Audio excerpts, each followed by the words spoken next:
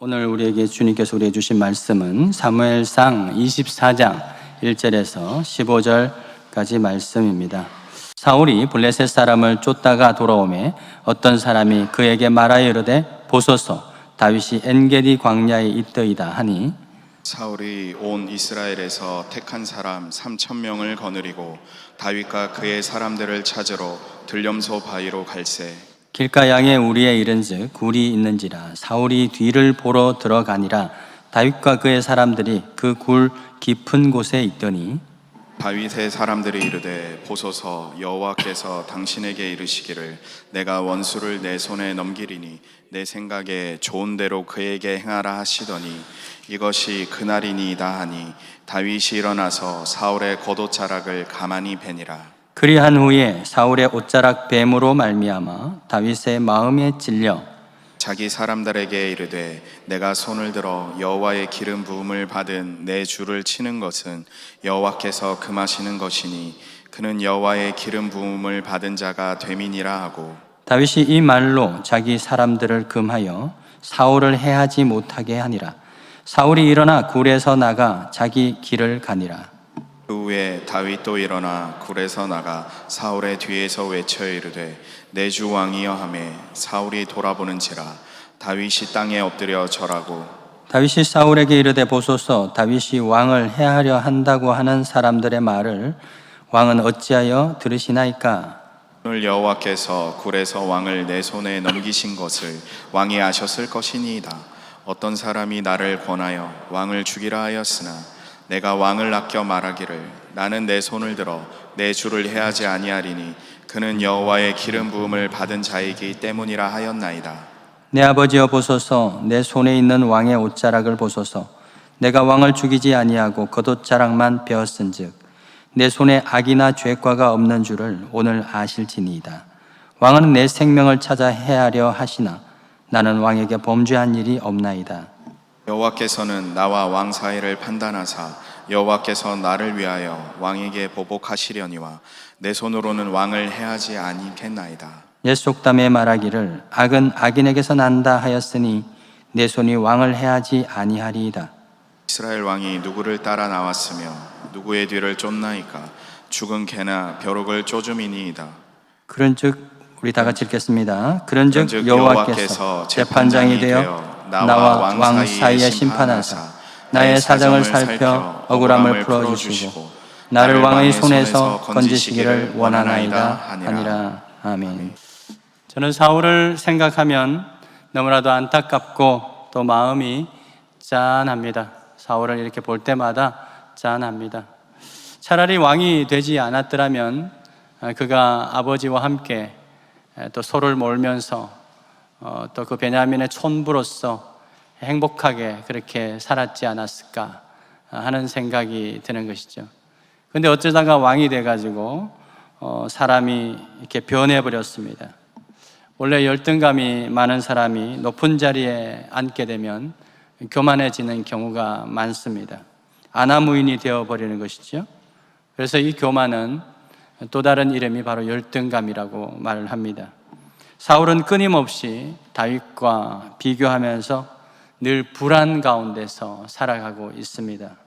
그리고 그 불안을 없애기 위해서 다윗을 제거하려고 하는 그러한 다윗을 추적하는 그런 삶을 살아갑니다. 사무엘상 23장 26절을 보시면 사울과 그의 사람들이 다윗과 그의 사람들을 애워싸서 거의 사로잡을 뻔합니다. 그런데 바로 그때 블레셋이 침노하게 되죠. 만약 블레셋이 아니었다면 이 다윗과 그의 사람들은 사울의 군대에 의해서 오늘 일망타진 되었을 것입니다.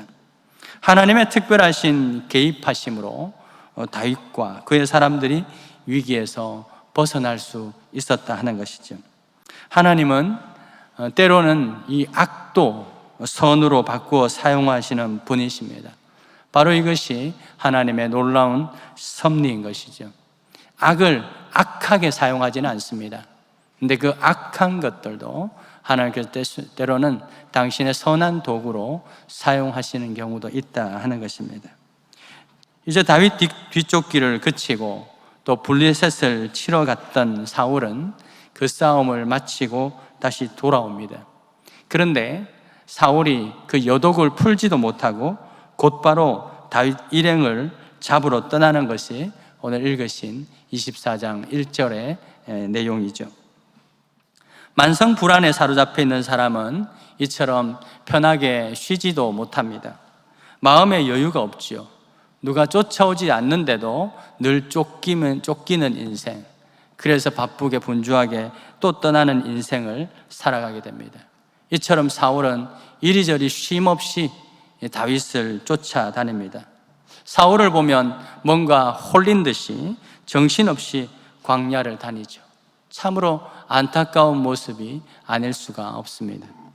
저는 사무엘상을 연구하다가 놀라운 사실을 발견하게 되었는데, 그것은 그 멀쩡하던 사울이 이렇게 된 것, 그것은 누군가가 옆에서 그의 마음을 자극하고 그를 조종하는 그런 사람이 있다는 것을 발견하게 되었습니다. 늘 불안하게 만들고 쉼도 없이 다윗을 쫓아다니도록 이 사울을 조종하는 그 사람이 있었습니다. 그가 누군지 아십니까? 오늘 1절 보십시다. 24장 1절에 보면 누가 되어 있습니까? 어떤 사람, 따라합시다. 어떤 사람이 좀 끝나고 와서 쉬려고 하는데 사울에게 말합니다. 보소서, 다윗이 엔게디 광야에 있나이다 라고 말합니다. 여기서 이 어떤 사람은 처음 등장한 것이 아닙니다. 사울이 다윗을 쫓으러 갈 때마다 그 어떤 사람이 등장을 합니다. 우리 사무엘상 19장으로 한번 넘어가 보시겠습니까? 19장 19절에 보면 어떤 사람이 사울에게 말합니다. 다윗이 라마나요스에 있습니다 라고 말하죠. 그러자 사울이 다윗을 잡기 위해서 전령을 보냅니다. 그러니까 이때는 사울이 가지 않습니다. 전령을 보내죠. 그러다가 23장으로 넘어오시겠습니까? 23장 7절에 보면 다윗이 그일라에 온 것을 또 어떤 사람이 사울에게 알리죠. 그래서 그일라로 가려고 하다가 다윗이 피함으로써 안 가게 되는 사건이 있었습니다. 바로 그 어떤 사람이 24장 1절에 다시 등장해서 사울의 마음을 자극하고 부추기고 흔들고 있는 것입니다. 이 어떤 사람은 사울에 대해서 그 일전에 사울에 대해서 그렇게 좋게 말해주는 사람이 아니었던 것을 알 수 있는데요. 여러분 수고스럽지만 사무엘상 10장으로 한번 넘어가 보시겠습니까? 10장에 보면 여호와의 영이 사울이 처음에 여호와의 영이 크게 임했을 때 그도 그 소극적이고 또 숨어있던 그 사람이 새 사람으로 변화됩니다. 그를 아는 많은 사람들은 사울의 이 변화된 모습을 보면서 놀라워합니다. 그런데 사무엘상 10장 12절에 보면 그곳에 또 어떤 사람이 등장하죠. 근데 그 어떤 사람은 사울에 대해서 뭐라고 말하죠? 12절에 보면 그들의 아버지가 누구냐? 라고 하면서 그러므로 속담이 되어 이르되 사울도 선지자들 중에 있느냐? 라고 말합니다. 속담이 되었다는 것은 뭡니까? 조롱거리가 되었다. 사람들에게 많은 조롱거리가 되었다. 놀림거리가 되었다 하는 것을 의미합니다. 이 말이죠. 그가 누구의 아들인지 우리가 뻔히 아는데 그가 무슨 선지자라고, 그가 무슨 선지자야, 그러면서 사울을 뒤에서 조롱하는 그런 말들이 여기저기서 퍼뜨리고 있는 어떤 사람이 있었다는 것이죠. 사울이 원래 소심하고 겁쟁이였습니다. 그런데 하나님의 놀라운 그 영이 임함으로써 그가 변화된 것이죠. 그래서 예언을 하는 겁니다. 예언이라는 것은요, 담대히 선포하는 것을 의미하는 것입니다.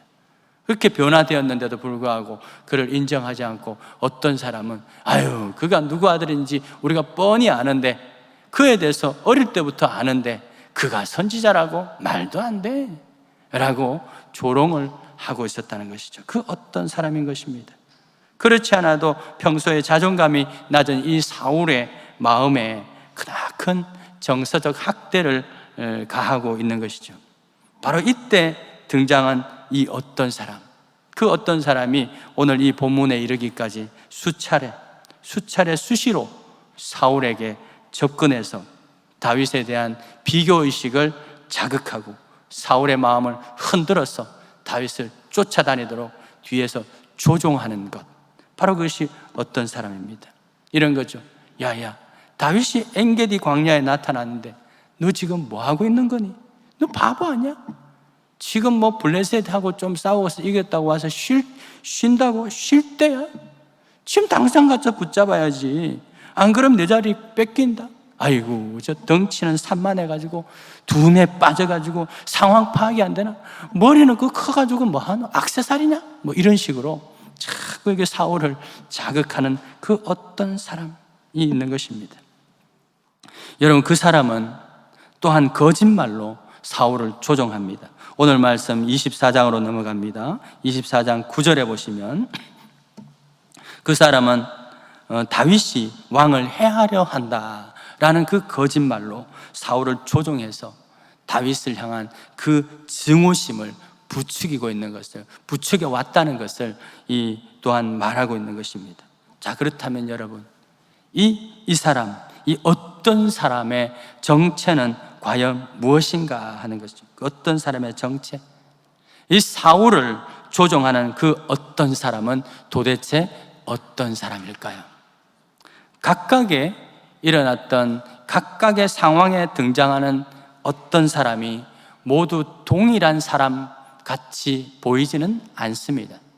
그러나 그 각각의 사람을 이용하는 배후 세력은 모두 동일한데, 그 배후 세력은 누구냐? 이 사울을 미치게 만든 악한 영, 악령이라는 것이죠. 바로 그 악령이 어떤 사람을 통해서 사울을 정서적으로 학대하고 그의 마음을 불안하게 만들고 사울을 향해서 증오심을 폭발하도록, 그래서 그의 인생을 조종하고 있는 것을 보게 된 것이죠. 여러분, 이런 행위를 상담에서는요, 가스라이팅이라고 합니다. 가스라이팅. 요즘 그런 말을 많이 들어볼 텐데 도대체 가스라이팅이 뭔가? 저는 사울을 보면서 그가 이 어떤 사람으로부터 가스라이팅을 끊임없이 당하고 있다는 것을 발견하게 되었습니다.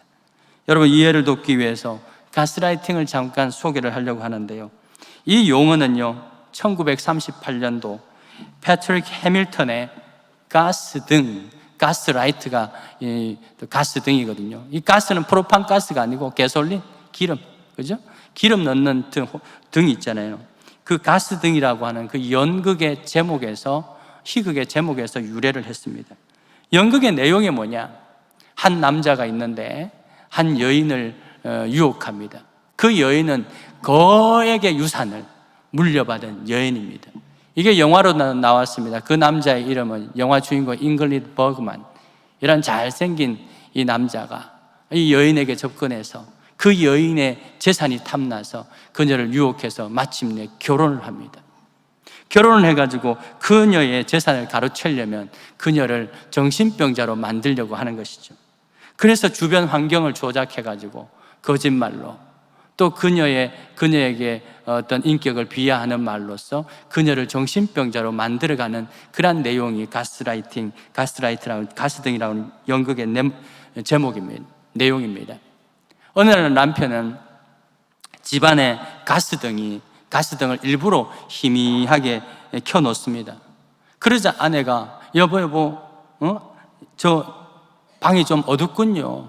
가스등이 좀 어두워요 라고 말할 때 남편은 무슨 소리야? 똑같은데 당신이 잘못 본 거야.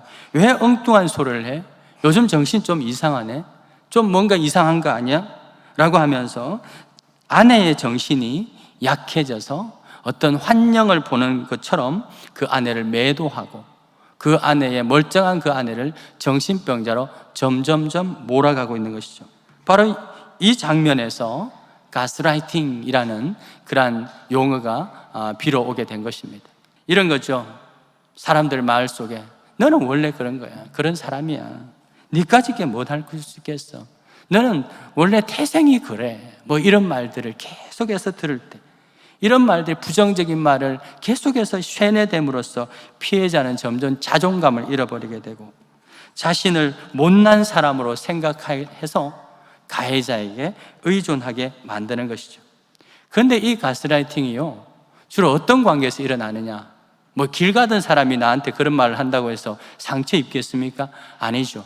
친분 관계가 있어요. 가족, 친구, 또는 회사, 연인, 심지어 학교에서 선생님과 제자들 사이, 친구들 사이, 이 가까운 데서 관계에서 일어나는 것입니다.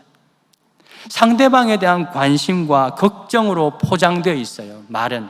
그런데 걱정하는 듯이 말하지만 사실은 그 사람에게 상처를 주고 심한 상처를 주는 그런 말들이죠. 그래서요, 처음에는요, 가해자나 피해자나 이 행위가 가스라이팅인지 모른다는 것입니다. 그게 더 심각한 문제예요. 이게 다 너를 위해서 하는 말이다 하면서 온갖 폭언을 쏟아놓습니다. 나니까 하는 말이다, 엄마니까 하는 말이야, 그러면서 내가 아니면 누가 이런 말을 해주겠니 하면서 그렇게 말을 하는 거죠. 그냥 조언만 하는 것이 아니라 그 사람의 인격, 그 성격, 이 존재 자체를 비하하는 말. 근데요, 처음에는 조언처럼 이렇게 보통 이 가스라이팅을 당하는 사람들이 어떤 사람이냐 하면 소위 좀 착한 사람이에요. 착한 사람. 그런 사람이 자꾸 듣다 보면은 내가 정말 그런 사람인가 하는 아무짝에도 없는 사람처럼 여기게 되고 무력감에 빠지게 된다는 것이죠. 여러분, 이런 말들 많이 혹시라도 하십니까? 나니까 하는 말인데 너는 애초부터 가망이 없었어. 좀 더 노력을 하면 되는데 애초부터 가망이 없어. 너는 성격이 왜 그 모양이야? 그러니까 친구가 없지. 뭐 이런 식의 말들. 이것이 뭐예요? 인격과 그 존재 자체를 비난하는 말이죠. 제가 이 말씀을 이렇게 연구하면서 이 부분을 좀 저도 몰랐거든요. 이 연구하다 보니까 저도 예전에 이 가스라이팅 하는 사람을 직접적으로 경험을 한 거죠. 저한테도 물론 했고 주변 사람들에게 많이 했는데, 그분은 어떠냐면 자기를 위해서 함께 일하는 사람들 다 일과를 마치고 한 주에 한 번씩 저녁이 되면요 다 모아놓습니다. 수십 명 정도 모아놔가지고 그 안에서 누가 한두 명을 다 타겟을 잡아가지고 얼마나 정말 이 날카로운 말로 말을 하는지, 섬찟섬찟한 말, 그런 말로 하면서 한 사람, 두 사람, 한두 사람을 다 이렇게 타겟으로 이렇게 잡습니다. 그런데 그 한두 사람은 어떤 사람이냐면 소위 되게 유순하고 착한 사람. 그 말 들어도 소위 막 아무 말도 못하고 소위 찍소리도 못하고 그냥 네 하고 있는 사람. 근데 나중에 이야기해보면 내가 잘못해서 그렇지, 내가 부족해서 그렇지, 늘 그렇게 말하는 거예요. 근데 나는 참 겸손하다 이렇게 생각을 했는데요, 내가 이제 보니까요 그게 가스라이팅이었어요. 그러면서 그분은 그 당한 분은 막 주눅 들어가지고 뭘 하지를 못하는 거예요. 그래서 이 가해자는 뭡니까? 그렇게 해가지고 사람들 탁 눌러놓고 다 자기 말에 명령에 복종하도록 해서 조종하게 하려는 사람, 그런 사람이 바로 가스라이팅이죠. 여러분, 그리고 보니까 이단들이 주로 사용하는 것이 또한 방법이 영적 가스라이팅이더라고요. 왜 그런지 아십니까? 이단들은 거짓 교리를 이용해서 우리에게 접근해가지고 말을 하는데, 그 말 듣고 있으면 지금 내 신앙이 잘못된 건가? 내가 이러다가는 구원 못 받나? 하는 그 불안감에 빠지게 만들어버립니다. 그 이단의 계략이죠. 구원의 확신을 흔들리게 만들죠. 불안하게 만드는 거예요. 내가 이때까지 신앙생활 잘못했구나? 내가 믿는 게 헛것이었구나? 내가 그 말씀 들은 그 사람은 거짓말쟁이였구나? 우리 교회 목사님은 이상하구나? 우리 교회 자체가 이상하구나? 내가 잘못 믿었구나? 그런 마음을 들게 만드는 거죠. 끊임없이 거짓말로 그렇게 하는 것입니다. 그렇게 하면서 그렇게 불안감을 조성해 놔놓고 나서 이렇게 말하죠. 영생을 얻으려면 와서 말씀을 먹어야 돼, 내가 주는 말씀을 먹어야 돼 하면서 이렇게 데리고 오죠. 근데 한번 발을 담그면 좀처럼 빠져나오기 어렵습니다. 왜냐하면 계속해서 거짓말로 우리의 영혼을 학대하기 때문입니다. 속이기 때문이죠. 불안감을 조성하고 공포심을 줍니다. 어디 가서 여기서 들은 거를 어디 가서 말을 하면 너 안에 있는 영혼이 성령이 빠져나가니까 절대로 말하면 안 된다. 말하는 그 순간 빠져나간다. 그러면서 말도 하지 못하고 그래요. 그래서 늘 불안해. 그 불안감을 이용해서 그들이 우리의 많은 사람들을 조종하게 하는 것이죠. 이런 식으로 해서 그 이단들은요, 우리의 시간과 물질과 우리의 인생 전체를 도둑질하는 그러한 영적 가스라이터인 것을 알게 됩니다. 여러분, 이처럼 가스라이팅은 뭐예요? 누가 한대요? 어떤 사람이 하는데 그 어떤 사람을 이용하는 존재가 뭡니까? 악한 영이라니까. 마귀가 하는 짓이에요. 마귀가 하는 짓이에요. 사탄은 거짓말하는 영이죠. 밤낮 하나님 앞에서 우리를 참수한다고 하지 않습니까? 요한계시록 16장 13절을 한번 보여주시면 거기 보면 귀신의 영에 대해서 이렇게 묘사하고 있어요. 내가 보면 개구리 같은 새 더러운 영이 있다. 이 개구리 같은 영, 더러운 영이라는 거죠. 개구리가 더럽잖아요. 더러운 영이 용의 입과 짐승의 입과 거짓 선지자의 입에서 나오는데 그게 뭐냐? 그들은 귀신의 영이다 라고 기록되어 있어요.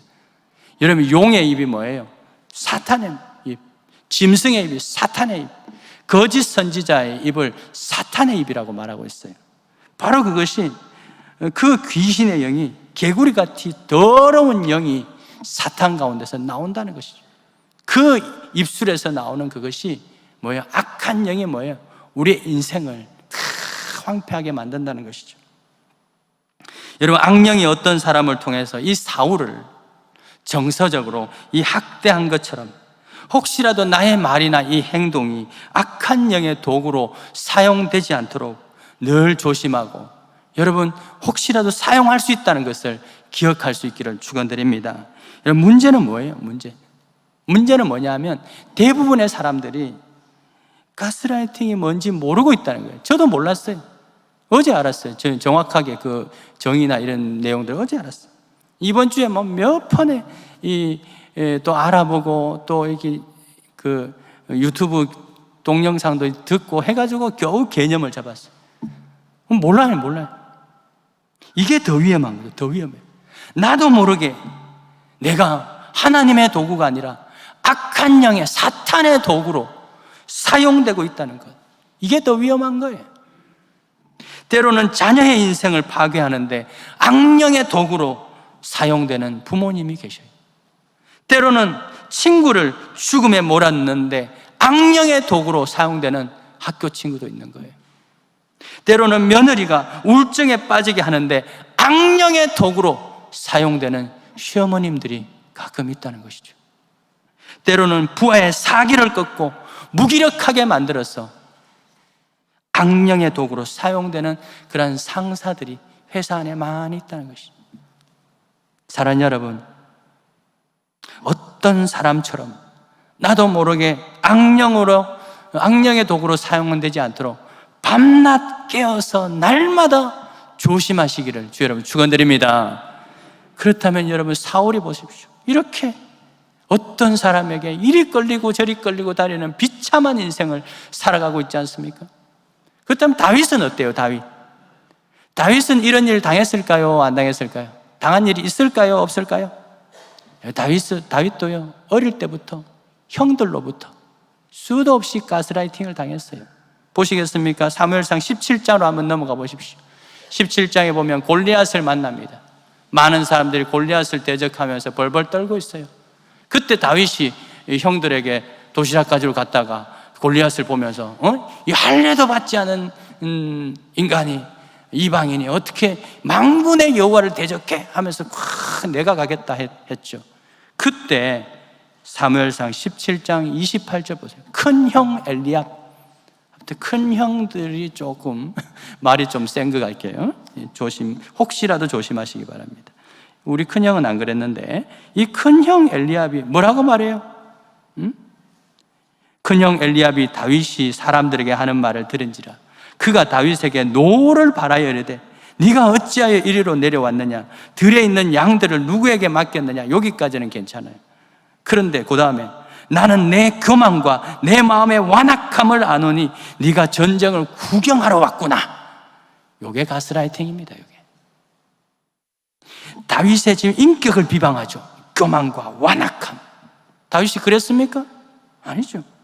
또한 사실이 아닌 것을 사실처럼 말하고 있습니다. 네가 전쟁을 구경하러 왔구나. 아니, 도시락 밥 주러 왔는데. 다윗을 나쁜 사람으로 만드는, 다윗으로 하여금 너는 나쁜 인간이야를 인식하게 만드는 그러한 어떤 서슬프른 이런 말을 하고 있는 것입니다. 엘리압이 형이, 이 다윗은 형에게, 이게 한 번뿐이겠습니까? 수도 없이 형에게, 가족들에게 이런 일들을 당한 것이죠. 다윗은 또한 사울에게 어땠을까요? 수도 없이 정서적 학대를 받아왔죠. 오늘 말씀으로 다시 돌아옵니다. 사무엘상 24장 17절을 보시면 사울이 다윗을 학대했다고 스스로 말을 하고 있어요. 나는 너를 학대하되 너는 나를 선대하니 너는 나보다 의롭다. 사울은 다윗을 학대했다고 스스로 막 고백하고 있지 않습니까? 여러분, 이렇게 다윗도 수도 없이 정서적 학대를 당했어요. 그런데 이상하지 않습니까? 왜 다윗은 사울과 달리 이렇게 정상적인 삶을 살아가고 있냐는 것이죠. 똑같이 당했는데 왜 다윗은 전혀 문제가 생기지 않았느냐? 자, 오늘 말씀 10절을 보십시오. 10절을 보면 다윗에게도 어떤 사람이 나옵니다. 어떤 사람이 와가지고 왕을 죽이라고, 사울 왕을 죽이라고, 바로 지금이라고 부추기는 말을 하기도 했어요. 그런데 왜 다윗은 그 어떤 사람을 이용하는 악한 영의 말에 조종당하지 아니할 수 있었을까? 사울을 죽이지 않고 그를 선대할 수 있었을까? 왜 그럴까요? 왜냐하면 다윗은 수많은 사람들의 말을 듣기도 하지만 누구의 음성을 듣습니까? 하나님의 음성을 듣는 자. 할렐루야! 다윗은 하나님의 음성을 듣는 자였어요. 다윗의 이 머릿속에는 하나님의 말씀으로 가득 차 있는 것입니다. 다윗은 누군가로부터 부정적인 이야기를 들었을 때 그 말을 곱씹어서 담아두지 아니하고 그것을 가지고 누구에게 하나님 앞에 나아갑니다. 하나님 앞에 나아가서 물으면서 또 묻고, 하나님, 저 사람이 나를 바보라고 했는데, 나를 미련하고 했는데, 나를 어리석다고 했는데, 주님, 과연 내가 그런 말입니까? 그런 사람입니까? 하나님 앞에 묻는 것이죠. 그리고 하나님의 그 음성에 귀를 기울이는 좋은 습관을 가졌던 사람이 바로 다윗인 것입니다. 그렇기 때문에 그는 세상에서, 또한 가정에서 어떤 사람의 말을 들었다 할지라도 그것을 그대로 받지 아니하고 하나님과 확인해서 최종적으로 하나님의 음성을 들어왔기 때문에 다윗은 쉽게 무너지지 않을 수 있었다는 것입니다. 너는 형편없는 쓰레기야. 너 같은 인간이 차라리 나지 않았어야 했어 라고 하는 말을 들었을 때도 다윗은 그것을 가지고 하나님 앞에 나아갑니다. 주님, 내가 정말 쓰레기입니까? 나는 정말 나지 않아야 되는, 부모에게 걱정이나 시키는 그런 사람이었습니까? 라고 물어봤을 때 주님이 이렇게 말씀하시죠. 아니야, 너는 내 아들이야. 내가 너를 기뻐하노라. 할렐루야. 내가 너를 기뻐하노라. 내가 너를 낳았다. 너는 나의 소유야. 나의 보화야. 나의 백성이야. 라고 하는 말을 들으면서 다윗은 사람들에게 들었던 그 말에 상처를 회복하게 되는 것이죠. 또 어떤 사람이 이렇게 말하죠. 다윗에게, 지금이 타이밍이야. 왜 바보같이 주저하는 거야? 지금 사울을 없애야 광야 생활도 끝낼 수 있을 것 아니야? 바로 지금이야, 지금이야. 이 바보야, 지금이야. 라고 부추기는 그 순간에도 그것을 가지고 하나님 앞에 물어봅니다. 하나님 앞에 물어보죠. 그리고 또 하나님의 말씀이 그에게 충만히 가득 차 있습니다. 그가 기억하는 말씀이 무엇입니까? 여호와의 기름 부음 받은 자를 내가 해할 수 없다 라는 그 말씀이 더 그의 생각을 지배하게 되죠. 그리고요, 이 다윗은요, 평소에 성경 말씀뿐만 아니라 좋은 또 금언이라고 하죠. 좋은 책들도 많이 읽었던 것 같아요. 13절 보세요. 13절 보시면 옛 송담에 말하기를 악은 악인에서 난다 하는 말이 딱 떠오르는 거예요. 여러분 성경책도 많이 읽으시고요, 좋은 책들도 많이 읽으셔야 돼요. 그래야지 그 사람들의 그 정서적 학대에 우리의 인생이 노란하지 않을 수 있다는 것입니다. 다윗은 그런 말들이 생각 속에, 기억 속에 많이 있었기 때문에 어떤 사람의 그러한 정서적 학대에도 또 부추김에도 흔들리지 않을 수 있었다는 것이죠. 또한 15절 보십시오. 15절 보시면 다윗은 무엇보다도 여호와께서 의로운 재판장이 되신다는 사실을 믿었습니다. 그래서 어떤 억울한 상황도 반드시 풀어주시고 건져주실 것을 믿었던 것이죠. 그렇기 때문에 다윗은 한순간도 조급해하거나 불안해하지 않을 수 있었습니다. 그렇기 때문에 그는 학대를 당해도 그를 오히려 선대하고 불쌍히 여길 수 있었다 하는 것이죠. 사랑하는 여러분, 어떤 사람들에게 정서적 학대를 당해서 마음의 깊은 상처를 안고 살아가는 분들 계십니까? 그 사람에게 들은 말만 생각하면 자다가도 분노가 치밀어 오르고 몸이 떨리고 잠 못 이루는 그런 사람들 계십니까? 그 기억으로부터 헤어나오고 싶지만 그럴 수 없어서 더 괴로워하시는 분들이 있습니까?